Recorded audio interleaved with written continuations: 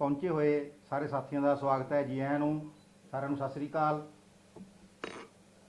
अज की प्रैस वार्ता विच साडे विच ने चौधरी जाकिर हुसैन जी, जो भाजपा घट गिनती मोर्चा के राष्ट्रीय मीत प्रधान ने, साबका कई बार बहुत बारी MLA रहे है, अजकल हरियाणा वक्फ बोर्ड के चेयरमैन ने।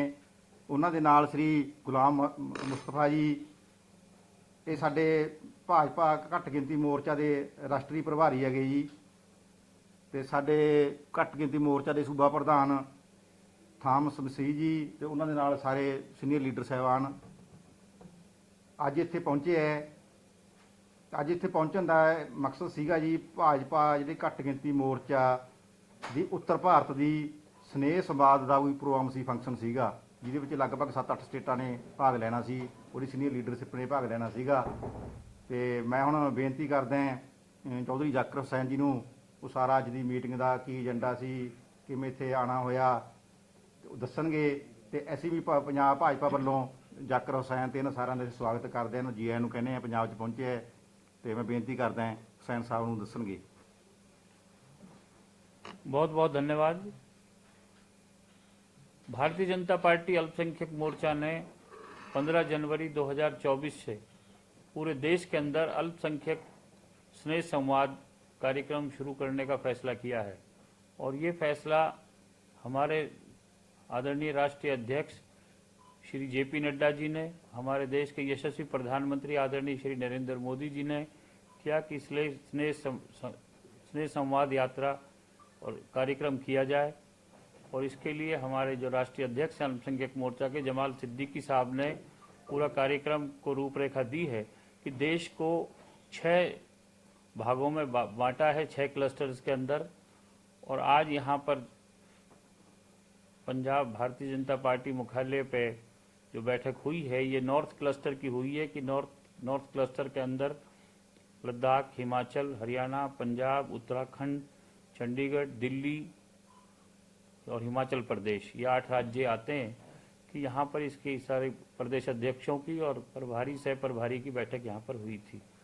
तो उसमें हमने सारा आज ये निर्णय लिया है कि सब प्रदेशों में एक टीम बनेगी और वो टीम हर एक लोकसभा के अंदर एक अपनी अपनी टीम गठित होगी और 15 तारीख से स्नेह संवाद यात्रा ये शुरू की जाएगी। कार्यक्रम जो होगा ये शुरू होगा और इसके अंदर जो अल्पसंख्यकों के लिए भारतीय जनता पार्टी ने एक से बढ़कर एक शानदार काम किए हैं, उनके उत्थान के लिए, उनकी उन्नति के लिए, उनके पिछड़ेपन को दूर करने के लिए, उससे और लोगों को जागरूक कराया जाएगा।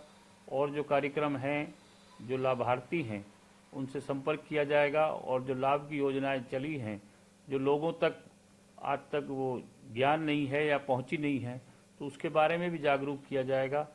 और इसके माध्यम से अल्पसंख्यक समुदाय को जागरूक करके जो पहले से ही भारतीय जनता पार्टी के प्रति आकर्षित है, उसको आगे इसमें और ज़्यादा जोड़ा जाएगा, जिससे कि आने वाले लोकसभा के चुनाव में, जिसमें भारतीय जनता पार्टी जो भारी बहुमत से तीसरी बार हमारे यशस्वी प्रधानमंत्री आदरणीय श्री नरेंद्र मोदी जी के नेतृत्व में सरकार बनाने जा रही है, उसमें अल्पसंख्यकों की जो भागीदारी है वो और भी बढ़ चढ़ के हो। इस तरह का ये कार्यक्रम अल्पसंख्यक मोर्चा ने शुरू किया है। बीजेपी पे हमेशा ही एक पार्टी या एक समुदाय को ज़्यादा तवज्जो देने पे इल्ज़ाम लगते हैं। बहुत कम गिनती को हमेशा ये लगता है कि बीजेपी उनकी पार्टी, उनको कैसे साथ जोड़े, उनको कैसे विश्वास दे। देखिए, उसमें मेरा निवेदन है वो यही है कि जो जैसा मैंने कहा कि एक लोगों के अंदर एक भ्रम जो बना रखा था कि भारतीय जनता पार्टी अल्पसंख्यक समुदाय की दुश्मन है।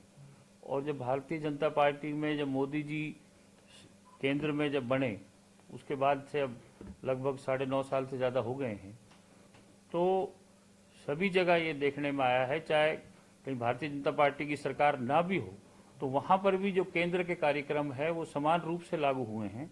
और सभी जगह जो फायदे हैं, चाहे कहीं मकान बनाने के लिए अनुदान देने की बात हो, चाहे कहीं राशन की बात हो, चाहे और सुविधाओं की बात हो, तो उसके अंदर सभी के लिए है, कहीं पर भी ये भेदभाव नहीं है कि भाई अल्पसंख्यकों को इससे दूर रखा जा रहा है। तो उसके बारे में जब उनको नज़दीक आने की बात हुई है, तो उत्तर प्रदेश में आपने देखा होगा, मैं उत्तर प्रदेश का भी प्रभारी हूँ आज के इन राज्यों के साथ साथ, कि उत्तर प्रदेश में भी जब बाई इलेक्शन भी हुए और बूथ वाइज गिनती हुई है, तो अल्पसंख्यक समुदाय के लोग और खासतौर पर मुसलमानों ने भारी मात्रा में भारतीय जनता पार्टी को वोट दिया है।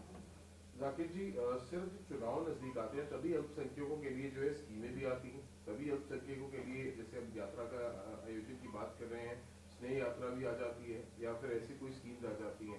जब पूरा कार्यकाल निकल जाता है उस समय में अल्पसंख्यकों के पास जाकर सरकार या उनके नुमाइंदे जो है वो क्यों नहीं उनसे मिलते? क्यों उस समय पे जो दोष जो है वो बीजेपी पर लगते हैं कि बीजेपी जो है अल्पसंख्यकों का साथ नहीं देती है या फिर उनसे भेदभाव करती है? उस समय इल्जाम क्यों लगते हैं, पर जब चुनाव नजदीक आते हैं तब सभी की चिंताएं शुरू हो जाती हैं? नहीं, देखिए, मैं ये अर्ज करना चाहूँगा कि चुनाव के नज़दीक से नहीं है, ये कार्यक्रम तो लगातार चल रहे हैं। उसके अंदर जो कार्यक्रम नए जुड़ रहे हैं, इससे पहले मोदी मित्र का कार्यक्रम चल रहा है, उससे पहले सेवा सुशासन गरीब कल्याण पर्व का चला।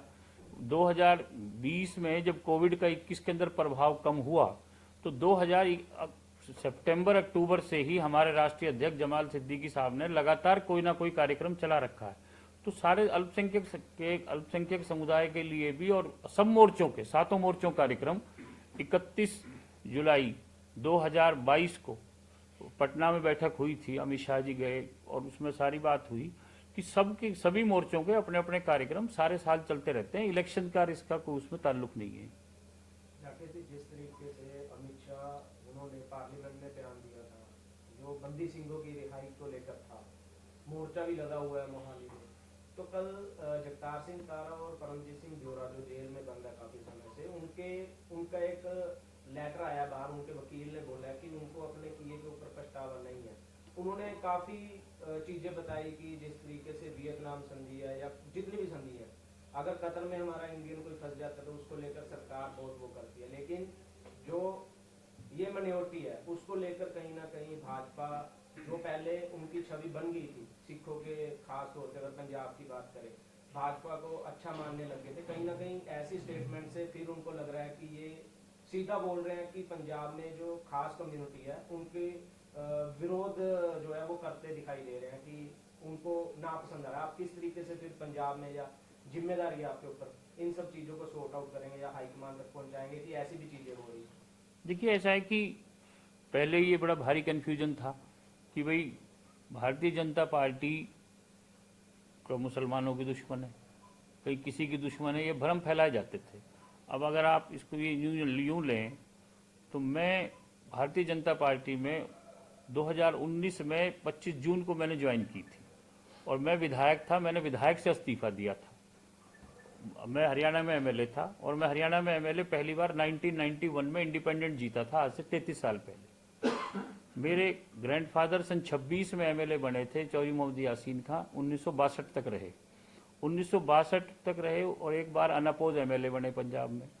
मेरे फादर चौधरी तैयब हुसैन 1962 में मिनिस्टर बने और 1962 के बाद वो एमपी रहे, एमएलए रहे। हिंदुस्तान में आज तक अकेले आदमी है चौधरी तैयब हुसैन, आप देखेंगे कि जो 3 राज्यों में मंत्री रहा, पंजाब, हरियाणा और राजस्थान में। मेरी छोटी बहन राजस्थान में मिनिस्टर रही अब तक, मैं 3 बार एमएलए रहा।